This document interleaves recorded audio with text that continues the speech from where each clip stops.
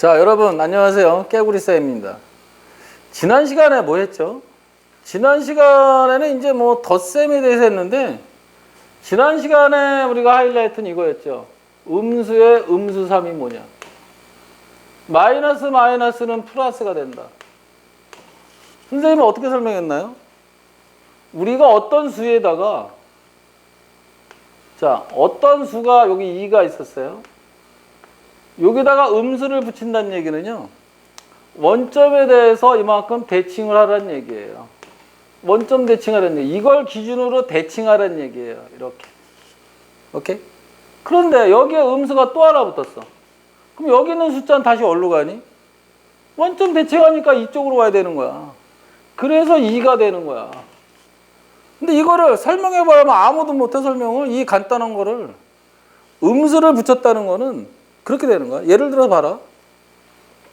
그러면 우리가 마이너스 2 곱하기 3이 뭐냐 이러고 물어봤잖아요. 그럼 얘는 이렇게 하는 거야. 야, 여기 원점을 기준으로 3이 있었어. 여기. 그런데 음수 2를 곱하라는 얘기는 이 크기의 2배만큼. 이 크기의 2배만큼. 여기가 크기가 3이니까 이 크기가 그러면 6이 돼야 되지 않겠니? 그걸로 대칭하라는 얘기야. 마이너스 2배만큼 원점 대칭을. 그럼 뭐가 되겠니? 마이너스 6이 되겠지. 그래서 마이너스 2 곱하기 3은 마이너스 6이 된 거예요.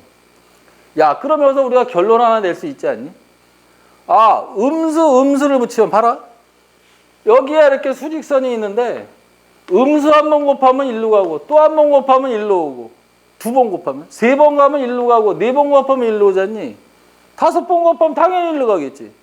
여섯 번 곱하면 1로 가겠지. 하루 종일 할 수는 없잖아, 이거를. 그러니까 음수가 짝수번 곱해지면 양수가 되는 거고, 음수가 홀수번 곱해지면 음수가 되는 거야. 그렇게 생각하면 제일 쉬워. 그럼 뭐가 되겠니? 자, 마이너스 2 곱하기 마이너스 2를 하래. 음수가 몇 개야? 2개잖아. 그럼 니네는 있잖아. 그러니까 지워버려, 그냥. 그리고 플러스 2 곱하기 2가 돼서 4가 된다, 이렇게 생각하면 되는 거야. 그런데 마이너스 1을 3번 곱하래.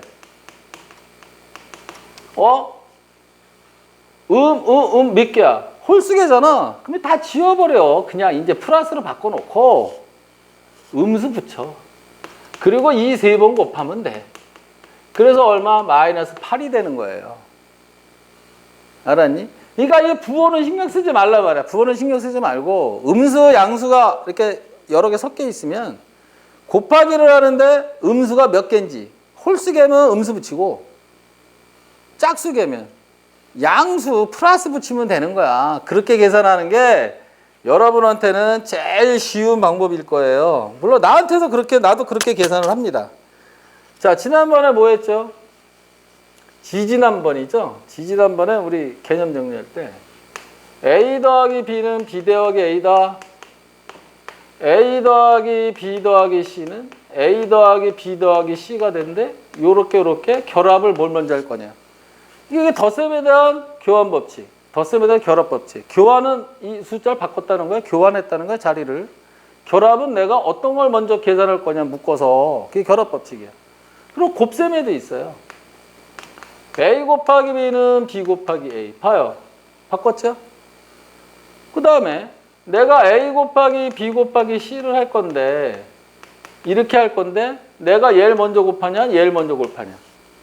이거는 곱셈에 대한 교환, 곱셈에 대한 결합이에요. 이거 숫자 대입해서 해보면 2 곱하기 3은 3 곱하기 2와 같고요. 2 곱하기 3 곱하기 4를 하는데, 2 곱하기 3 곱하기 4를 하는데 얘를 먼저 해요. 그러면 2 곱하기 12가 돼서 24가 되죠. 자, 이번에 얘를 먼저 할게요. 얘는 6 곱하기 4가 되겠지. 2, 3은 6 아니니? 그러면 6 곱하기 24니까 24잖아. 같잖아. 그래서 이걸 곱셈에 대한 교환 법칙, 곱셈에 대한 결합 법칙이라고 그래요. 그런데 수학에서 자그마치 중등수학에서 또는 고등수학에서 제일 많이 사용되는 거, 연산이라고 그랬어. 제일 많이 사용되는 게 뭐예요? 분배 법칙이에요.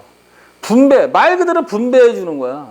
즉 A 곱하기에 B 더하기 C는 야 이렇게 하라 그랬더니 AB 더하기 C다. 무지하게 많아. 이거 잘못된 거야.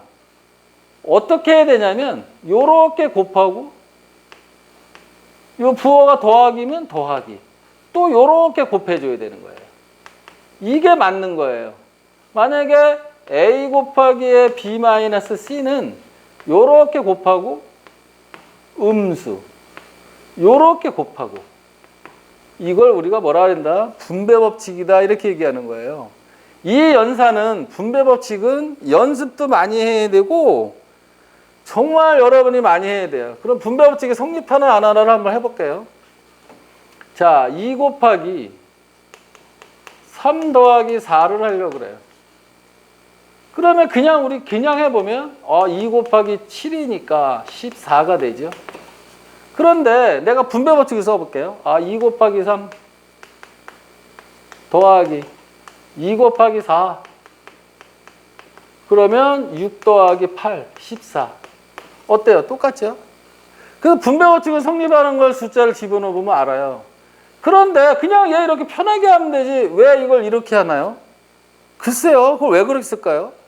그거는 여러분들이 나중에 차차 이해할 시간이 있어요. 왜? 어디? 방정식 가서. 방정식에 가면 이 분배 법칙 엄청나게 사용해요.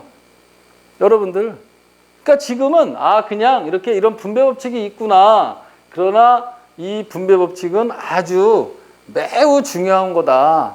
그렇게 꼭 이해를 해야 됩니다. 알겠죠? 자, 그럼 다음 시간에는 이거에 대한 문제를 몇 개 풀어볼게요.